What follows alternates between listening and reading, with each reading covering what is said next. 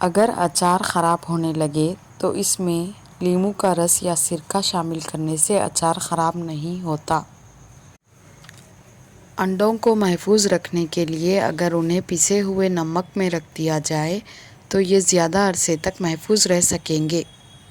کڑھائی میں تلن کرتے وقت 2 یا 3 قطرے لیموں کا رس ڈال دیں، اس سے تلی ہوئی چیز میں تیل کم جذب ہوگا۔ آلو کو شوربے میں گھلنے سے بچانے کے لیے آلو کو کاٹ کر ان پر نمک چھڑک دیا جائے اور 15 منٹ بعد انہیں خوب اچھی طرح دھو کر شوربے میں ڈالیں۔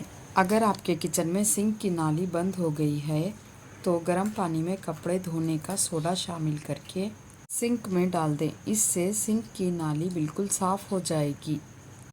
اگر باورچی خانے کی کھڑکیوں، دروازوں، سوراخوں میں لیموں کا رس نچوڑ دیا جائے تو چمٹیاں بھاگ جاتی ہیں۔ چکن کو تلنا ہو تو اس پر سفید سرکہ اور مسالہ لگا کر رکھ دیں، اس سے اس کا ذائقہ زیادہ بہتر ہوگا۔ لہسن کو محفوظ رکھنے کا بہترین طریقہ یہ ہے کہ آپ پلاسٹک کی بوتل میں لہسن کو چھیل کر فریج میں رکھیں، اس سے لہسن کافی عرصے تک فریش رہیں گے۔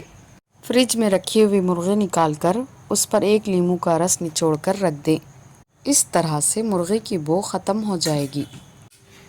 پلاؤ کو مزیدار بنانے کے لیے چاولوں کو دم دیتے وقت ایک کپڑے کی پوٹلی بنائیں، اس میں سونف، کالی مرچی اور لیموں کٹا ہوا رکھ دیں۔